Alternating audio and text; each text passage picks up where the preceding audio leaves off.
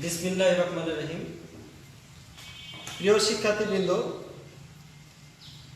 আজ Salbari online school কর্তৃক তোমাদেরকে আমন্ত্রিত। কেমন আছো তোমরা? আশা রাখি ভালো আছো। আমরাও ইনশাল্লাহ আল্লাহর রাস্তায় ভালোই আছি। আজকে আমি তোমাদের গণিত ক্লাসটা করাবো। ষষ্ঠ শ্রেণী ষষ্ঠ, বিষয় গণিত, অনুশীলনী 1.6।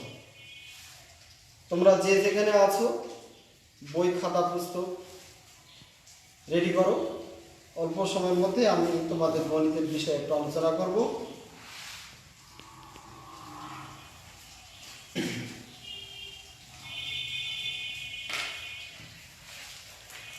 প্রিয় শিক্ষার্থীবৃন্দ, গত ক্লাসে আমি আলোচনা করেছিলাম তোমাদের পাঠ্যপুস্তকের 18 নাম্বার পর্যন্ত। আজকে 19 নাম্বার থেকে আলোচনা করব। দেখো তো 19 নাম্বার।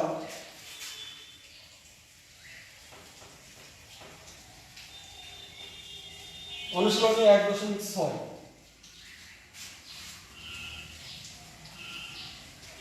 এখানে বলা হচ্ছে যে 1 ইঞ্চি সমান 2.54 সেন্টিমিটার হলে 8.5 ইঞ্চিতে কত সেন্টিমিটার।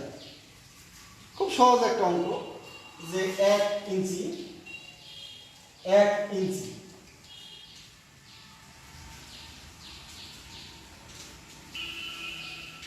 ইঞ্চি সমান 2.54 সেমি।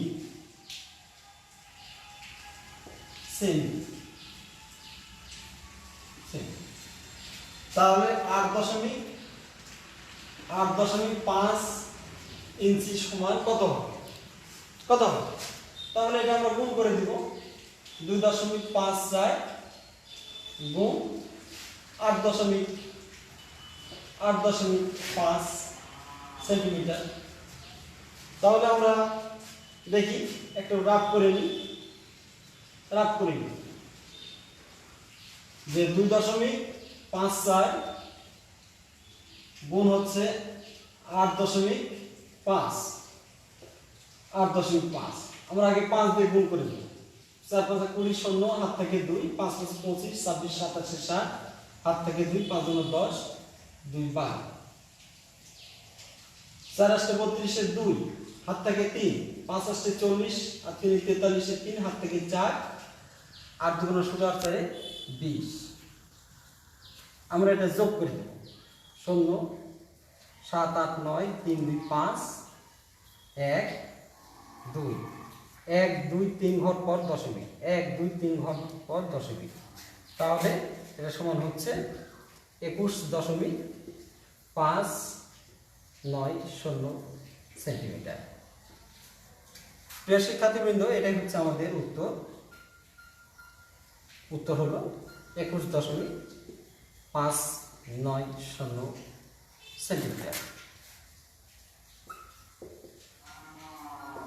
সেন্টিমিটার। তোমরা একটু উঠিয়ে নাও।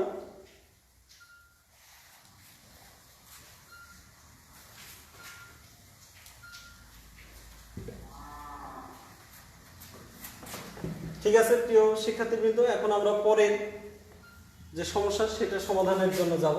পরবর্তী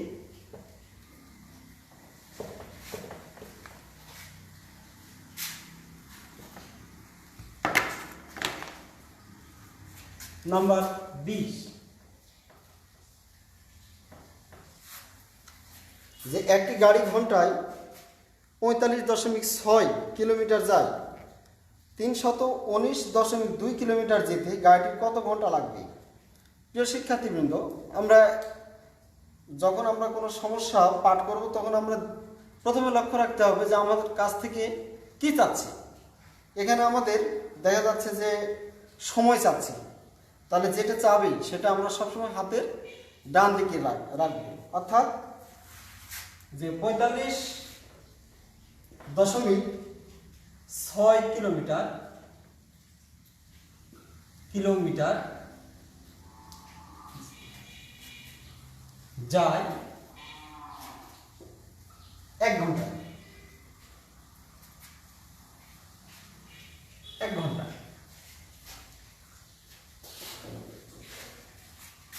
আচ্ছা, তাহলে আমরা হাতের ডান দিকে আমরা সময়টা রাখতেছি।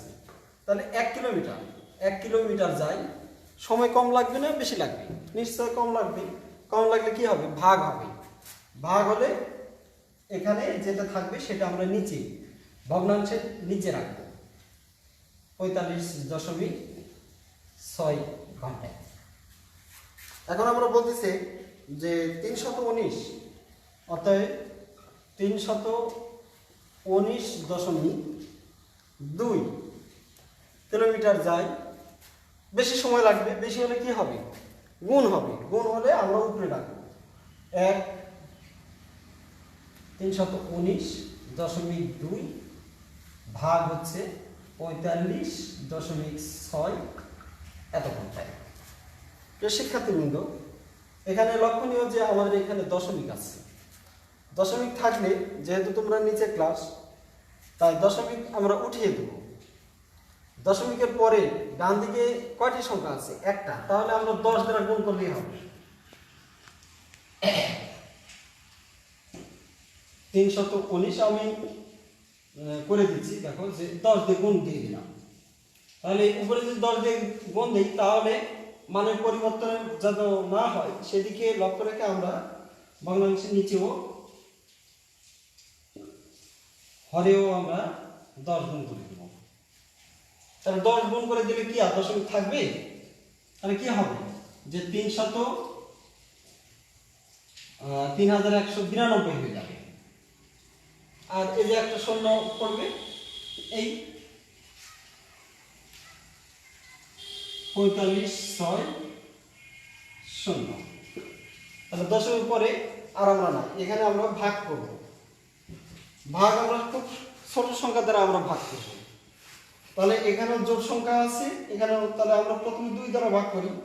তাহলে 2 দুগুণ 4, 5 আছে, 2 দুগুণ 4, 1 আর দুগুণ 16।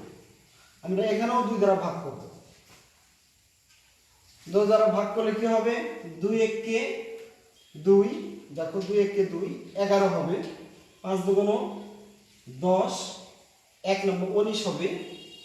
8 দুগুণ 9 দুগুণ 18, 1 নম্বর 12 হবে। 6 দুগুণ 12। আবার আমরা আবারও আমরা 2 দ্বারা ভাগ করি, ছোট ছোট দ্বারা ভাগ করি। 2 1 2, 2 1 2, 9, 4 দুগুণ 8। আচ্ছা, এখানেও আমরা 2 দ্বারা ভাগ করব। তাহলে 7 দুগুণ 14, 1 19, 9 দুগুণ 18, 1 16, তাহলে 8 দুগুণ 16। তবে দেখো 4 8 32, সরি। আচ্ছা, দেখো যে আবার আমরা 2 দ্বারা ভাগ করি। তোমরা ছোট ছোট সংখ্যা দ্বারা ভাগ করবে। 5 দুগুণ 10, 5 দুগুণ 10 14, 7 দুগুণ 14, 57 হলো। এখানে 3 দুগুণ 6, 19, তাহলে 9 দুগুণ 18, 18, 9 দুগুণ 18। আমরা এখন সাধারণ একেবারেই মৌলিক সংখ্যা পেয়ে গেছি। তাহলে আমরা কিভাবে 300-র মধ্যে 57 কতবার যেতে পারি? এখানে 399 আছে। তাহলে 57 মনে করো যে 300-র মধ্যে 6 বার যেতে পারি, 7 বার, 8 বার। তাহলে 27 56 হচ্ছে, মিলতেছে না। দেখো যে কতবার যাই। তাহলে আমরা যেহেতু দুটাই মৌলিক সংখ্যা, আমরা তাহলে কি করব? আমরা একটু ভাগ করে নিব, রাব করে নিব, রাব করে নিব যে 57 আমরা আসছে 399। 39-এর মধ্যে যাচ্ছে না, তাহলে আমরা 300, তাহলে 8 বাদ দিয়ে দেখি, 5 8 40, বেশি হয়ে যাবে। 7 বাদ দিই, 7 7 49, 9 হাত থাকে কত, 4, 5 7 35 আর 4 39, তাহলে আমাদের মিলে যাচ্ছে। তাহলে এখানেও আমাদের মিলে দিতে পারবো যে 7 হয়ে যাবে।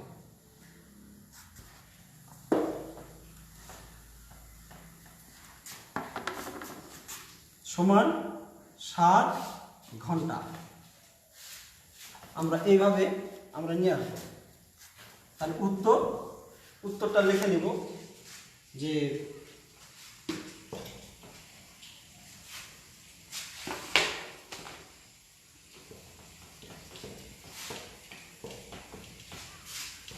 উত্তরটা আমরা লিখে নেব 7 ঘন্টা। প্রিয় শিক্ষার্থীবৃন্দ, তোমরা নিশ্চয়ই বুঝতে পারছো যে এর পরবর্তী সমাধানটা একটু দেখবো আমরা। 21 নাম্বার, যে একজন শিক্ষক 60.60 টাকা ডজন দরে 722.15 টাকার কমলা কিনে 13 জন শিক্ষার্থীর মধ্যে সমানভাগে ভাগ করে দিলেন, তাহলে প্রত্যেক শিক্ষার্থী কয়টি করে কমলা পাবে? আমাদের সমাধানে চাচ্ছে যে একজন করে শিক্ষার্থী কত টাকা কমলা পাবে। এখন উনি 1 ডজন, অর্থাৎ আমরা জানি যে 1 ডজন সমান 12টি কমলার দাম 60.60 টাকা, তাহলে 722.13 টাকার কতটা কমলা কিনেছে সেটাই আগে আমাদের বের করতে হবে। দেখো যে প্রিয় শিক্ষার্থীবৃন্দ, আমরা জানি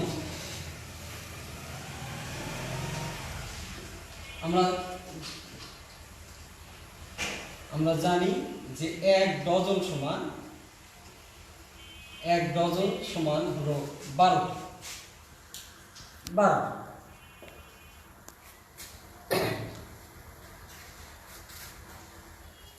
অতএব 60.60 টাকায় পাওয়া যায়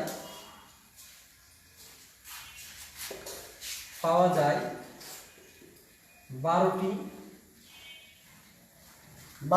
কমলা।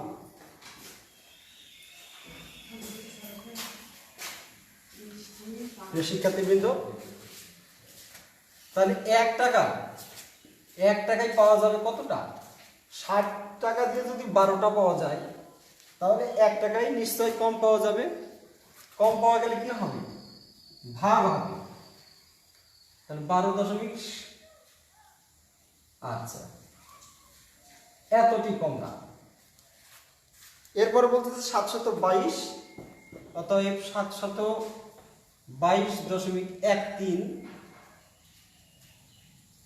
দুঃখিত,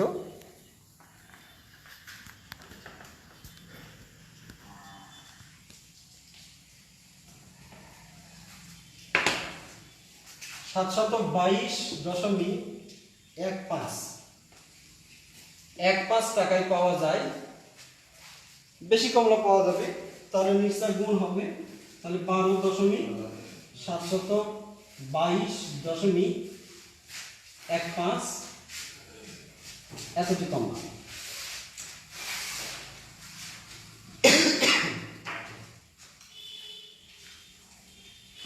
আমরা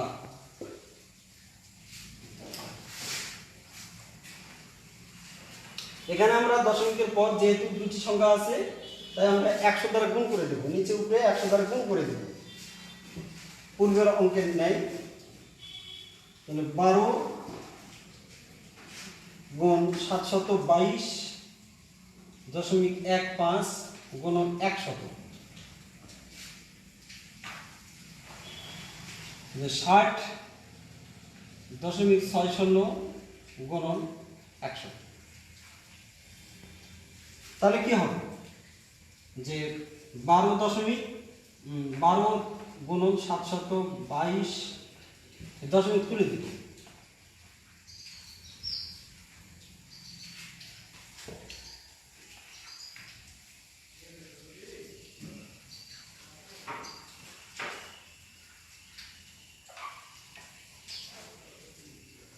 দেখো প্রিয় শিক্ষার্থী, দশমিকের পরে আমাদের শূন্য চলে আসছে, অর্থাৎ আমাদের এখন আর ভগ্নাংশ আকারে নাই, দশমিক আকারে নাই।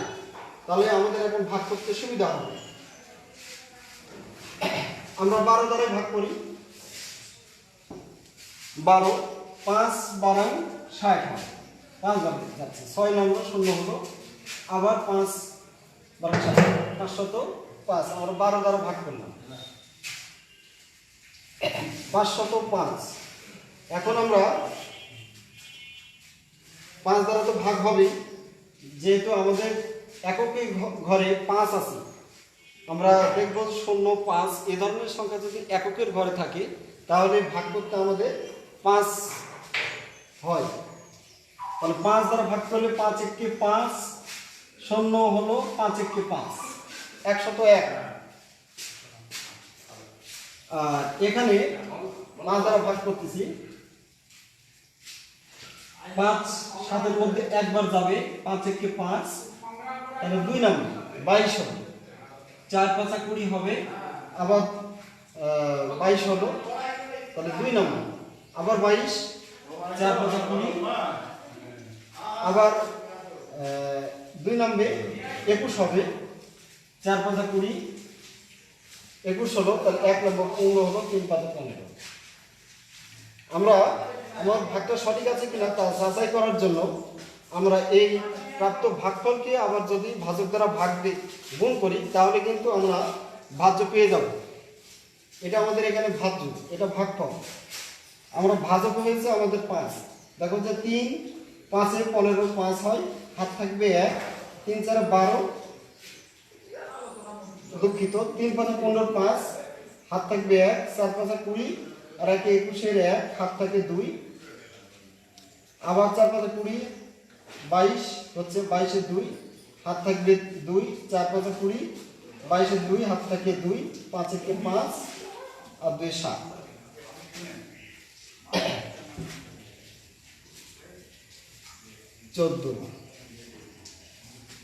আচ্ছা, 100 তো 1, আমরা একটু রাফ করে নিই।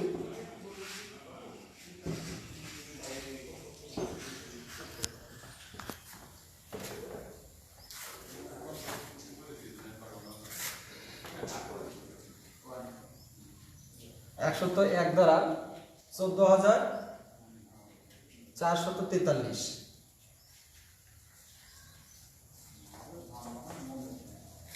একবার যাচ্ছে, 3 4, এই 4 নম্বর, তাহলে 4 বার যাবে, 404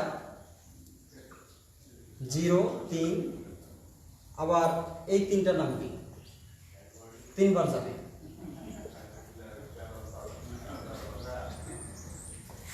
তাহলে প্রিয় শিক্ষার্থী, আমরা একবারে ভাগটা করে দিলাম, 143।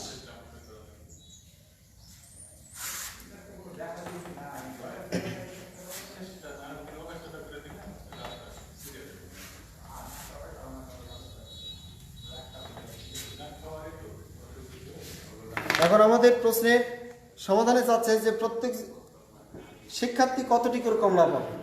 তাহলে আমাদের এই টাকাতে মোট 143টি কমলা কেনা সম্ভব। তাহলে এই 143টি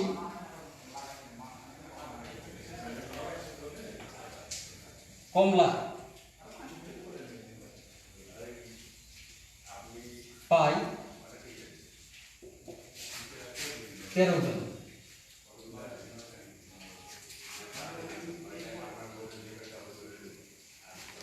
দুঃখিত,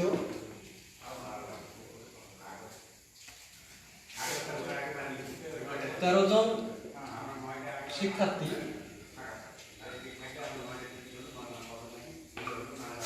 পাই 143টি কমলা। অতএব একজন শিক্ষার্থী পায় 143 ভাগ 13, এতটি কমলা। তাহলে 13 কে 13, 1 নম্বরে 14 মধ্যে বাদ দেবে, তাহলে 1 3 13, 13 কে 13 সমান হচ্ছে 11টি কমলা। তো শিক্ষার্থীবৃন্দ, এটাই আমাদের উত্তর, 11টি কমলা।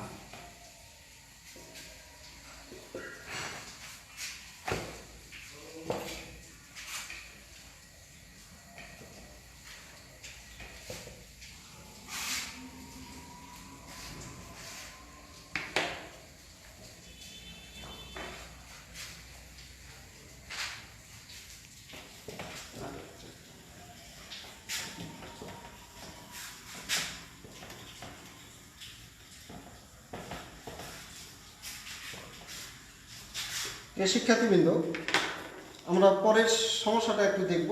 22 নম্বর।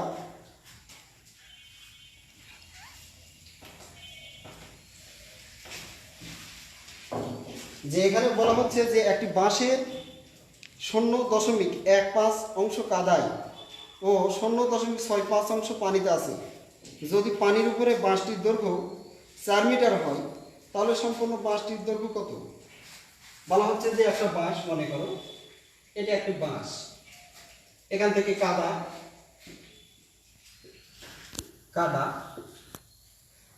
এখান থেকে পানি,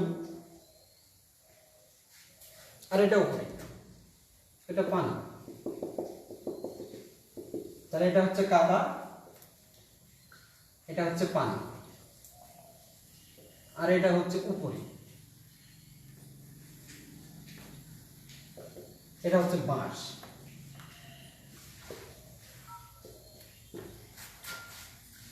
আমাদের চাচ্ছে যে এই উপরের অংশটা কত। এই কাদাতে আছে বাঁশটির 0.15 অংশ, এটা হচ্ছে কাদা, আর 0.65 অংশ, 0.65 অংশ পানিতে। তাহলে বাঁশটার উপরে কত আছে? তো প্রিয় শিক্ষার্থীবৃন্দ, যে আমরা দেখি,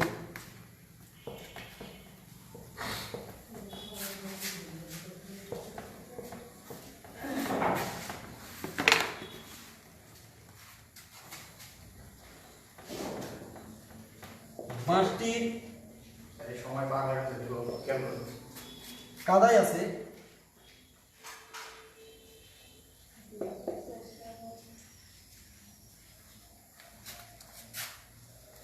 0.15 অংশ।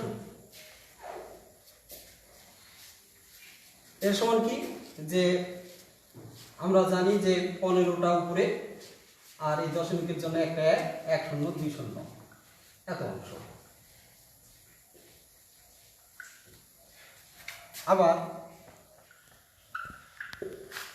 আবার পানিতে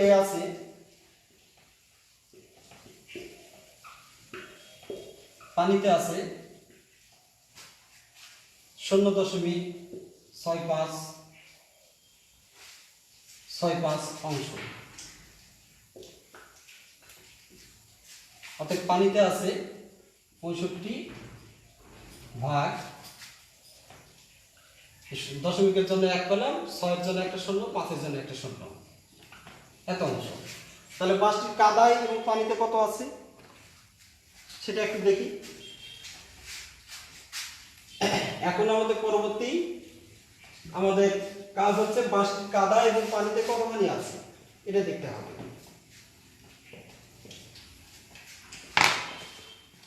অতএব বাঁশটি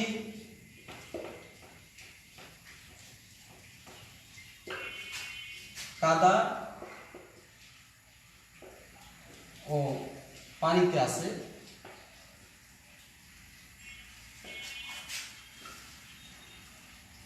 এই দুটা অংশ আমরা যোগ করে নিব, যে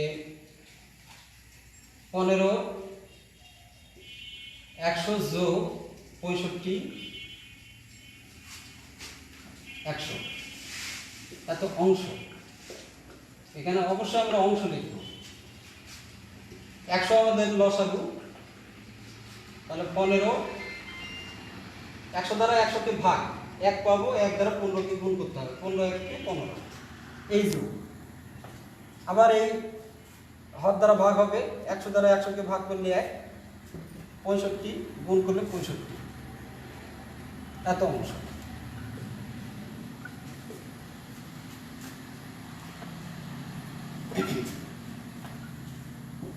পাঁচ 5 10 0, 7 থেকে 1, 6 থেকে 7, 1 8, এত অংশ। প্রিয় শিক্ষার্থীবৃন্দ, এখন আমরা দেখব যে 5টি কত কত অংশ। এখানে যেহেতু অংশ আছে, অংশটা আমরা দেখব। মনে করি 5টি সম্পূর্ণ 5টি এক,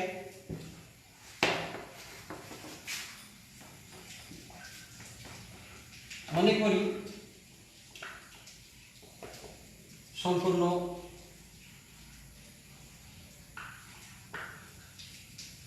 মনে করি 5টি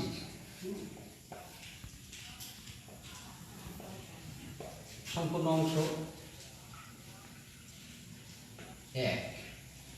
তাহলে কি করব, এটা আমরা অবশিষ্ট কাদার পানিতে আছে যেটা, সেটা আমরা বাদ দিয়ে দেব। অবশিষ্ট অংশ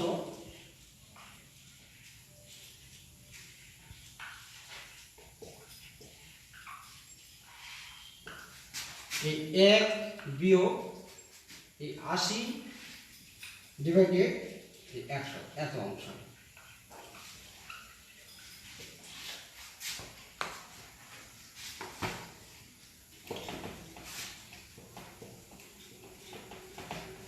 এখানে আমাদের লসাগু 100 হবে, তাহলে 100 এই বিয়োগ 80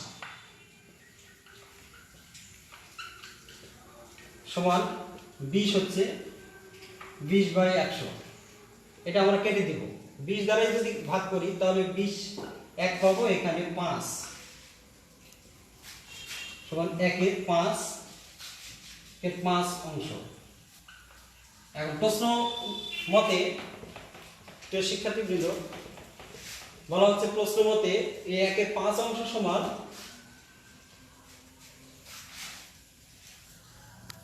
4 মিটার। অবশিষ্ট অংশ যেহেতু 4 মিটার, তাহলে প্রশ্ন মতে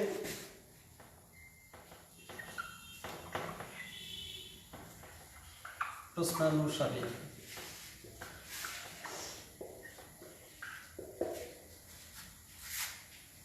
একের 5 অংশ সমান 4 মিটার। তাহলে 1 অতএব 1 বা সম্পূর্ণ অংশ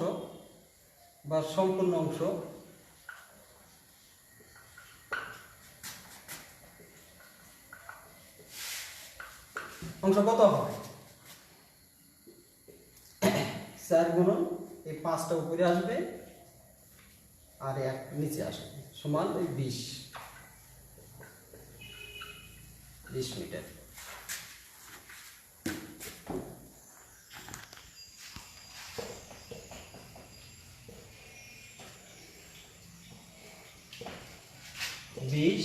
মিটার। তাহলে উত্তর আমাদের এই 20 মিটার।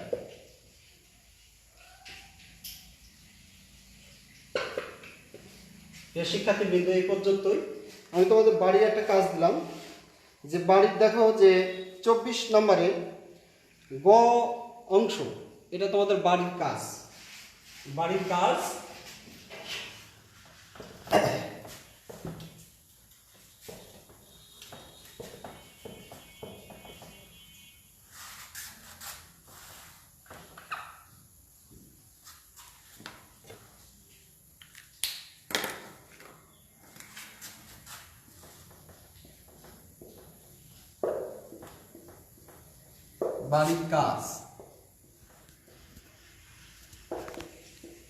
পাঠ্যপুস্তকের তোমাদের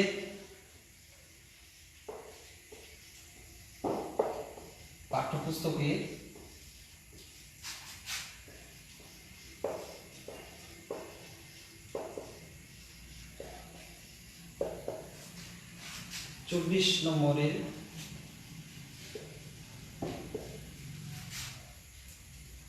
প্রশ্নের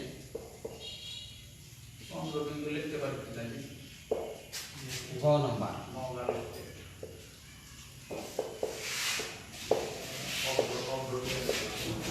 ঠিক আছে প্রিয় শিক্ষার্থীবৃন্দ, এ বলে আমি তোমাদের সুস্বাস্থ্য কামনা করছি বলে আজকে মতে এখানে অনলাইনে ক্লাস শেষ করছি। তোমরা সবাই ভালো থাকো, সুস্থ থাকো এই কামনায়। আল্লাহ হাফিজ।